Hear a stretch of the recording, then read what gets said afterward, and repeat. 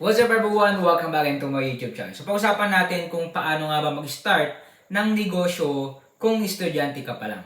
Alright! Ang masasabi ko dyan, okay, ako kasi nag-start ako as a student. Okay, grade 11 ako, start ako ng business. So sa akin, for me, okay, pumili ng low-cost business. Tulad ng printing, reselling, o digital services.